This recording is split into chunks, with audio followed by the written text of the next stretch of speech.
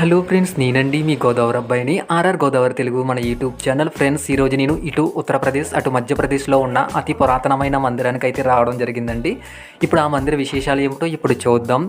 భారతీయ పురాణాలలో తమ పాతిరత్యంతో నైతిక విలువలతో అసమానమైన శక్తులను సంపాదించిన ఎందరో మహోన్నతమైన స్త్రీలు ఉన్నారు కదండి. వారిలో ముఖ్యంగా 5 మహాపతివ్రతలు, పంచకన్యలు, మహాసాధ్వీలు 5 ఉన్నారండి. వారు అనసూయ, సావిత్రి, సీతాదేవి, సుమతి, సాండిలి. వీరిలో అనసూయ గురించి మన వీడియోలో చూద్దాం. అసలు సతీ అనసూయ ఎవరు, ఆత్రేయ మహర్షి ఆశ్రమం ఎక్కడ ఉంది, ఎలా వెళ్ళాలి, ఆలయ చరిత్ర విశేషాలు ఏమిటి, మరెన్నో సతీ అనసూయ పాతిరత్య మహిమల గురించి తెలుసుకోవాలి అంటే మన వీడియోని మీరు పూర్తిగా చూడవలసిందేనండి. మీరు నా వీడియోని పూర్తిగా చూసిన తర్వాత లైక్ చేసి, కామెంట్ చేసి, సబ్స్క్రైబ్ చేసి నాకు సపోర్ట్ చేయండి ఫ్రెండ్స్. ప్లీజ్ సబ్స్క్రైబ్ మన YouTube channel RR Godavari Telugu.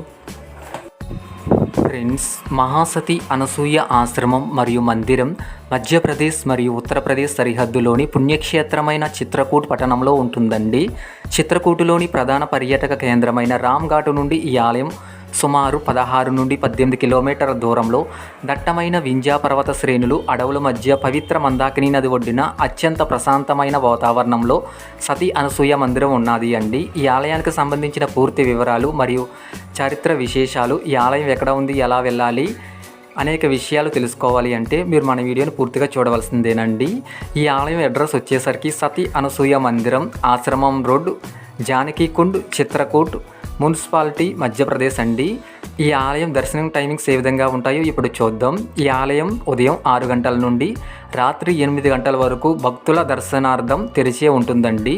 ఇక్కడ మనకు ఫ్రీ దర్శనం ఉంటుంది, కానీ ఇక్కడ పూజారులు డబ్బులు ఎక్కువగా డిమాండ్ చేస్తారు అండి.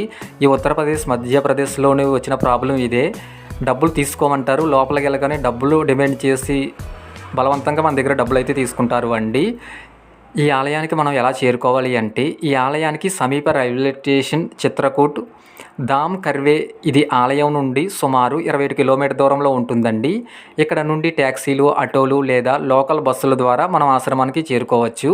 ఫ్రెండ్స్, మీరు నా వీడియోని పూర్తిగా చూసిన తర్వాత లైక్ చేసి, కామెంట్ చేసి, సబ్స్క్రైబ్ చేసి నాకు సపోర్ట్ చేయండి ఫ్రెండ్స్. ప్లీజ్ సబ్స్క్రైబ్ మన YouTube channel RR Godavari Telugu.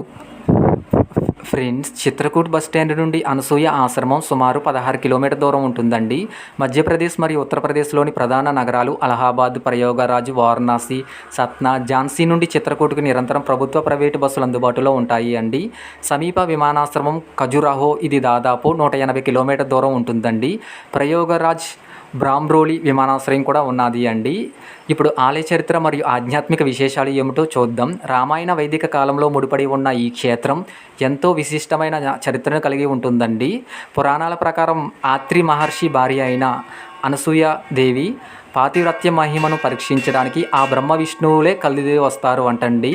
అసలు ఈ కథ ఏమిటో ఇప్పుడు చూద్దాం. ఫ్రెండ్స్, సతీ అనసూయదేవి యొక్క కథ నాతో పాటు మీలో కూడా చాలామందికి తెలిసే ఉంటుంది కదండి.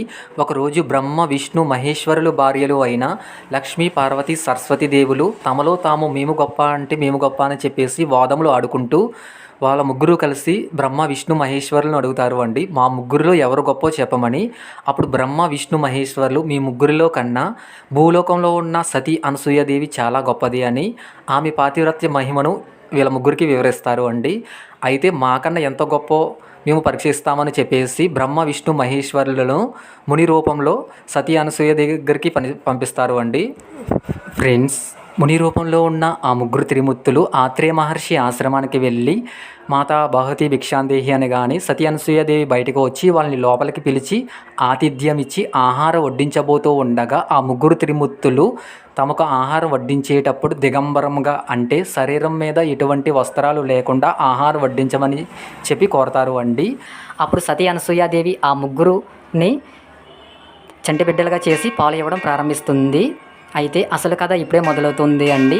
ఇప్పుడు లక్ష్మీ, సరస్వతి, పార్వతీదేవులకు ఆ ముగ్గురు చంటి బిడ్డల్లో తమ భర్తలు ఎవరనేది అర్థం కాదు. తమ చేసిన పొరపాటు తెలుసుకుని సతీ అనసూయాదేవి దగ్గరకు వచ్చి క్షమాపణలు కోరుతూ, శరణ కోరుతూ తమ భర్తలను అప్పచెప్పమని చెప్పేసి కోరతారు అండి.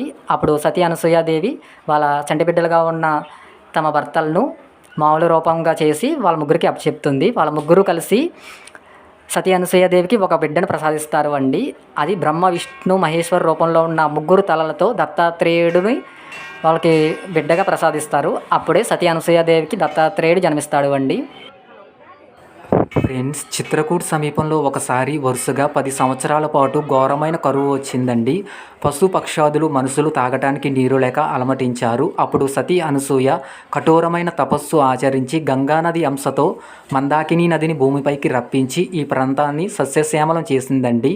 ఈ ఆశ్రమం వద్దే మందాకిని నది ఉద్భవించిందని చెబుతారు. ఫ్రెండ్స్, అంతేకాదు అండి, వనవాస సమయంలో శ్రీరాముడు సీతాదేవి లక్ష్మణులతో కలిసి ఆత్రేయ మహర్షి అలాగే సతీదేవి ఆశీస్సులు తీసుకోవడానికి ఈ ఆశ్రమానికి వచ్చారని చెప్పేసి చెబుతారు అండి. ఫ్రెండ్స్, మీరు నా వీడియోని లైక్ చేసి కామెంట్ చేసి సబ్స్క్రైబ్ చేసి నాకు సపోర్ట్ చేయండి. ఫ్రెండ్స్, ప్లీజ్ సబ్స్క్రైబ్ మన YouTube channel RR Godavari Telugu.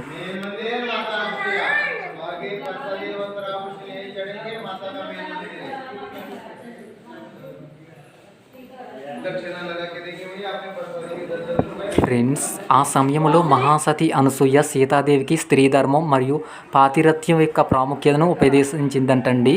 ప్రస్తుతం ఆలయంలో చూడదగినవి. పురాతన ఆశ్రమంలో ఉన్న ఈ ప్రదేశంలో ప్రస్తుతం ఒక పెద్ద ఆధునిక మందిరాన్ని నిర్మించారు అండి. ఆలయంలో ఆత్రేయ మహర్షి, సతీ అనసూయ మరియు దత్తాత్రేయుడు విగ్రహాలు ఉన్నాయి అండి. ఆశ్రమం చుట్టూ గోడలపై సతీ అనసూయ జీవిత చరిత్రను, రామాయణ ఘట్టాలను తెలిపే అద్భుతమైన శిల్పాలు, బొమ్మలతో అందంగా తీర్చిదిద్దారు అండి. ఇక్కడ ప్రవహించే మందాకిని నది నీరు ఎంతో స్వచ్ఛంగా ఉంటుందండి. భక్తులు నదిలో పవిత్ర స్నానాలు ఆచరిస్తారు. ఇక్కడికి వచ్చిన భక్తులందరూ నదిలోని చేపలకు అలాగే ఇక్కడ కోతులు ఎక్కువగా ఉంటాయండి, వీటికి ఆహారం కూడా వేస్తారు. ఫ్రెండ్స్, మీరు ఆ వీడియోని పూర్తిగా చూసిన తర్వాత లైక్ చేసి కామెంట్ చేసి సబ్స్క్రైబ్ చేసి నాకు సపోర్ట్ చేయండి. Friends, please subscribe my YouTube channel RR Godavari Telugu.